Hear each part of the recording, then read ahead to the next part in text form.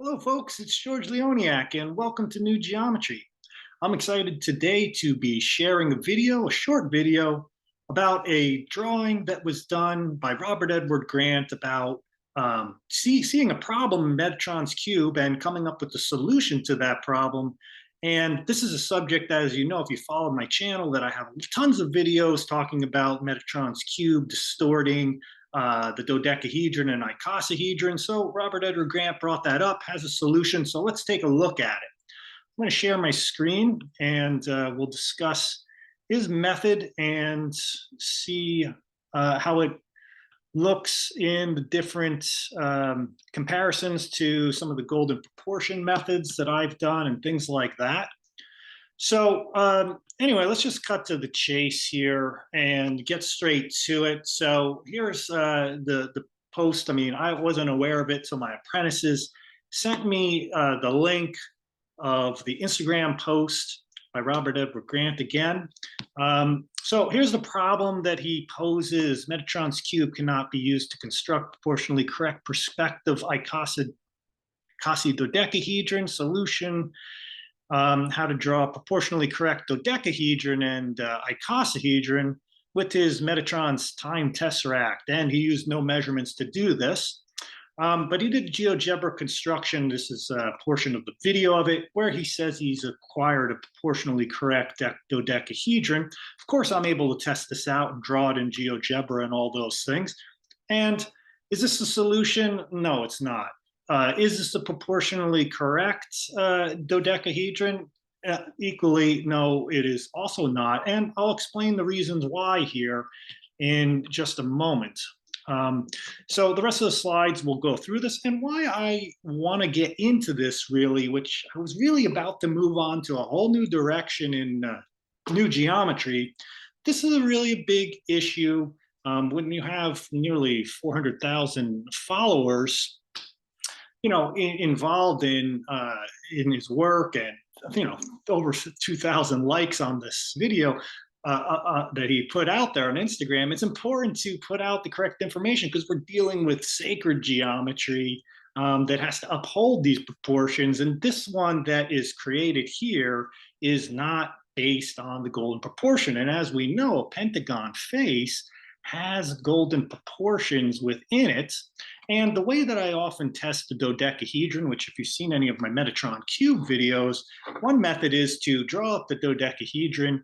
I'll take a pentagon, a flat pentagon, which is opening like the hinge of a door, let's say, because these drawings are meant to actually eliminate a lot of our eye distortion of perspection and kind of flatten the image out so proportions will be maintained in the drawing. So if this edge going across the face of the dodecahedron here is 1.618, well, this bottom edge should be 0.618, or let's just call this 1 to 0.618, the blue edge to the red edge. Now, when you flip that lid down of the dodecahedron, you'll see that the angle here, this dotted line, is changing its proportion here. As you open up the lid, it gets wider, and as you close it, it gets narrow. Well, that shouldn't happen in these types of drawings. That should be straight. And if we do apply mathematics, which I hope Robert did do the measurements, because this is the way to measure this. And you could do this on all the faces, because all those golden proportions on the faces, all of them, even these, the tilted ones here and these other slightly tilted ones, they all got to match up. The ratio in this drawing, which if the blue is 1 across that upper face, it's the same one as this. It's just not the dark gray. It's just lighter so we can see the blue and red line here. We have a 1 inch across, or unit 1 across the D6 to S5 here, and across the back here, Q5 to R5, you'll see that it has a 1 to 0.73205 ratio. And that's kind of cool. It's not a dodecahedron, because remember, that should be 1 to 0.618, the golden proportion. And this one is the square root of 3 minus 1. It's not surprising that, some sacred numbers will show up in this diagram, of course, because It is within the seed of life, which is totally based on the seed of life. And if you haven't seen my Metatron's Cube video, the recent one, the 40-year wrong turn, the Krex-Strundvallo's issue with the dodecahedron, well, this is kind of a one-day wrong turn, really, because this is going to give you a 1 to 0.73205. And the Metatron's Cube one, the drawing Metatron's Cube, and really, I don't know what anymore what Robert Grant means by Metatron's cube when he says this is Metatron's cube, etc. Because I think he thinks everything in a hexagon view is Metatron's cube, just because it's a hexagon. Metatron's cube to me is always the drawing that's associated with the drawing that Strundvallo did with the line drawing that shows the octahedron, the cube, and that progression, and shows two distortions of the icosahedron, dodecahedron. Long story short, this back edge for that is 1 for the Metatron's cube version, 1 to 0.5, right? So 1 to a half. And this one is 1 to the square root of 3 minus 1. And there's only one golden one that has 1 to 0.618. So this is what that dodecahedron looks. This is one of the old, first methods that I figured out how to draw this. There's multiple methods I'll show you at the end of the video. But this is, once again, when I'm describing one of the techniques that I'll use is that kind of parallel lines. And you'll see that the proportion across the front of the pentagon, this long edge, which is actually the edge of a cube, and that's why the cube will not be distorted in this drawing. As you can see here, these lines, which I'll call out in just a minute, are the edges of a cube, because there are 5 cubes in the dodecahedron, and they all have to maintain these golden proportions. So you have the 5 cubes rotating around, and that's what's actually giving you the vertices of the dodecahedron. So, there's the parallel line test, and we can see that it all is straight. That's going to give us nice flat faces on the cube. I did this in GeoGebra. I didn't start with, I started with the unit 1 circle radius, and this gave me the values here. So I had to check the math here just to divide what those 2 edges are. And when you divide those 2 numbers, which look like they have no relationship at first, you'll see that it equals 1.618, and that's what should happen. This is the golden seed of life method, one of the ones that I've really elaborated on my channel. In fact, there's a whole storyline to the golden in a playlist, the golden seed of life playlist. It talks about the whole evolution to how I've kind of worked with this method in other areas that it expands to. So we don't really need more distorted cubes. Really, the issue here, I think, comes down to is, do you want to use the golden ratio in your construction? If you want to keep trying to eliminate phi proportion from these drawings, do it. But what you're going to do is give you some more distorted cubes. Do we need another distorted cube in the wall? I don't think so. So we don't need more distorted cubes in the wall. We need a golden proportion cube that's going to bust down the wall that these distortions have, created in the ability for a sacred geometry to ascend in their understanding of sacred geometry, and how that's going to relate to our deeper understanding of all sorts of inner string directions and questions waiting to be unlocked personally for you when you start to relate to this material in an undistorted way. So here is the distorted cube, and you can see that the edges here, and I didn't do the back edge here, that would have really give you the wonky warp thing, but you can see that these edges are tilting out, then they sink back in. You might be like, cool, that looks like the front edge is closer, but the issue is that these 2 edges should also be one closer and one further away. So you'd still, if it was a perspective drawing, like a Da Vinci drawing, for instance, where he did his drawings in perspective, not in a orthographic projection type way, which really is the most useful way to draw these forms, because that's where the relationships relate and rely, and how you can see how the forms interconnect amongst one another. But if you do these perspective drawings without that kind of proportion condensed down to the 2D plane where everything stays consistent, like the golden seed of life drawing, then when you work your way out or inward, all the other forms are going to get, distorted as well, unless you can draw it all perspectively oriented. But in terms of building forms from the model, this just will not work, because you would be making a form that has a 1 to 0.732 back edge, and that's not going to give you a perfect pentagon. Okay, so this is just once again showing the side-by-side comparison of the two. These faces are flat. When I pull the cube out, here we go. We've got the wider front edge, 1 to 1.019. All these edges are going to be 1, 1, 1, 1, because those are, it's a holding like a cube and like this to you, right? So that's kind of what that cube looks like. So if I hold it on the side here, this is a flat face here and a flat face here. There's no distortion between these edges around the cube. One's not longer or shorter. They're all one. Down this column here, 1, 1, 1, 1, 4 1-inch edges going along. This, of course, gives us two numbers, which isn't useful. So really, if I studied this so much in this hexagonal perspective, when I'm dealing just with this kind of basic dodecahedron, which is a really basic correction once we add the golden proportion to it, you're only going to have one proportionally correct dodecahedron. There's only one. This is it. It's over here. These are the angles you will come up with every single time. 164.478, 120, which we have meeting. Here is the one in the grant drawing, 162.4, and this is 164.4. Then we have 111 over here and 112 matching up over here. We got 98 to 97. 150 is a shared because that's around the outside. This one I didn't pick up for this, but it's going to be different in this little notch over here. This is 37. So this is not it. This is not it, because this is not only the only way to draw this one I'm showing on the right is not just one method. It's not a one method deal, right? It's not like I've got the method. It's the Metatron's whatever does it. No, it's actually like 12 to 13 or more counting ways to draw the dodecahedron in all these different methods. And every single time that I've discovered a new method, there is always the same dodecahedron with those angles, with those proportions. There's just some multiple ways to do it. I've got this rosette one around here, right? And I've got this one that's based on the square root of 2. Here's one in the flower of life type of design, golden ratio circles. Here's the golden seed of life one.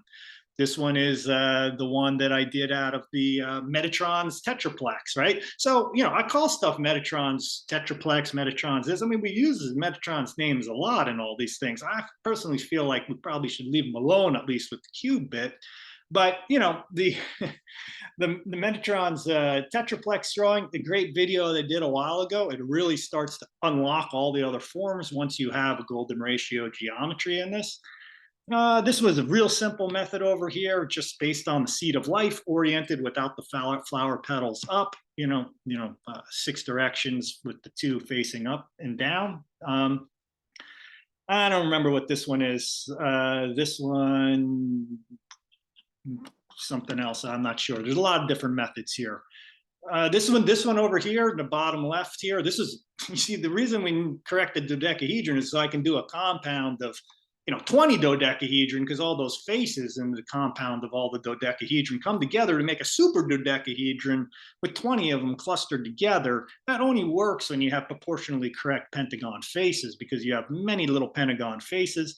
This one actually over here puts the dodecahedron in the cube as Metatron intended the cube, the dodecahedron to look in the cube. If you want to nest the platonic solids in a cube and have that be the outer shape, well, then you have, your dodecahedron tilted to the side, because the hexagon, which is the cube, now says, hey, dodecahedron, you want to be connected to me? You got to tilt, because you have these 3 or 6 edges, 3 are in red, they all got to be touching the surface of my cube, right? So this is what happens to the dodecahedron. It's not a front-on view. Here's another little method, and the sprouting seed one over here. So lots of different methods, right? It's not about one method. It's many, many methods, but there is one dodecahedron that is other than getting artistic with our perspective drawings, but the one that is most useful, the one that's going to uphold the sacred proportions in sacred geometry at like an eternal level, is the one that I'm showing of these 12 on here. It is this one that has these proportions of the 1 to 1.618 ratio, as well as these angles, is always going to show up. So, this is really, as was just a start, once I figured out the correction to the dodecahedron in this view, because there is no issue in the pentagon view, and there is no issue in the square view, which are other ways to draw the dodecahedron.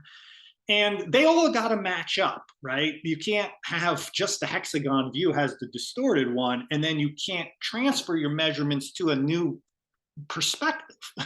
The perspectives all have to line up because it's the same elephant, right? It's the same cube, it's the same dodecahedron. So when I rotate to another view and look at it from a top-down vertex view or a face view or an edge view, those proportions need to maintain, or else we have a broken geometry that's not really built on any sacred proportions.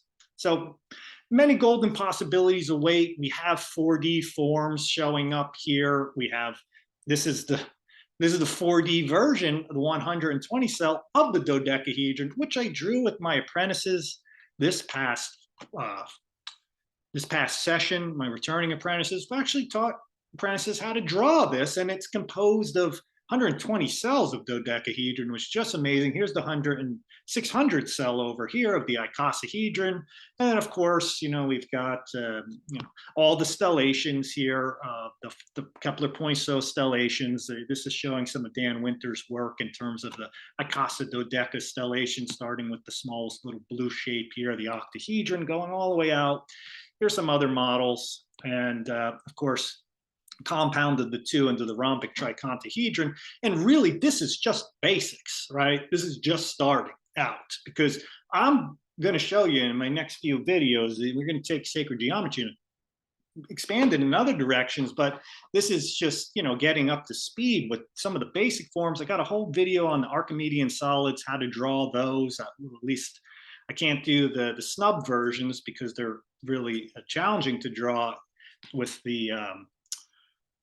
their chiral symmetry, but all the other ones, a video on that on the Archimedean solids, so check that out. And like I said, it's just a start. I'm going to do a little unveil here just about the form of why this is important to make some of these corrections, and some of the work is going to go in this direction, because once you get the dodecahedron corrected, you can start compounding the dodecahedron. I did one last year of 6 dodecahedron. That now has recently evolved and blossomed into one of the ultimate forms, which is the compound of 30 dodecahedron, brand new form, just incredible to me. I'm going to be unpacking how this one is based on all the underlying geometry of that corrected dodecahedron. It actually is made up of 72 perfect pentagon faces all the way around. You could see it's making kind of a dodecahedron in a kind of expanded ball shape like this. So lots to look forward to new geometry, and I'll be describing how this is connected to the diagram that I've been sharing frequently now, that I call the tree of light, which some people call a Coxeter's icosahedron stellation diagram, but I've discovered it is much, much more than that, as a unifying drawing in sacred geometry. It shows the interrelationships amongst the forms and how they grow and how they expand, and how you finally ultimately come up with something like this, which is going to contain your flower of life. Like, everything's going to be in this, and I can't wait to unveil and show more about that. So, like I said, this was just a short video. I'm very apologetic to Robert Edward Grant. I did not mean in any way to be any disrespectful to the amazing amount of work that you're doing. But for me, with this dodecahedron issue, because I spent a lot of time now addressing Gianvallo's work and why that really, I think, was a wrong turn in sacred geometry for the past 40 years. I'm very thankful that you've addressed that there is a problem with that, because I know prior, when you started, and you haven't ever addressed personally, but I know that there has been, a strong a strong backing towards Metatron's cube and saying that it contains these proportionally correct dodecahedron, which we know it doesn't, and now you've claimed that too. But check out the golden ratio. I think you'll be quite surprised with what directions it might lead in the golden proportions. And I'm going to do a new geometers meetup on this, which is going to be posted on the New Geometry course site. The New Geometers meetup is going to be just a kind of way to talk about these, ask questions. We'll do a quick drawing around some things. I think I'll do that in about a week or so. Check out the New Geometry course site. I'll be posting a link for that. And if you're interested in learning or coming to that, check that out. Open invite to Robert Edward Graham. Please show up if you'd like to go. Just please reach out and contact me. And if you want to learn to some more sacred geometry, please subscribe to the channel. Check out my apprenticeships and any of the other awesome courses I got over at New Geometry Courses. So thank you for your time. I enjoy sharing this information with you, and any blessings to you all, and much love and appreciation. All the best. See you next time.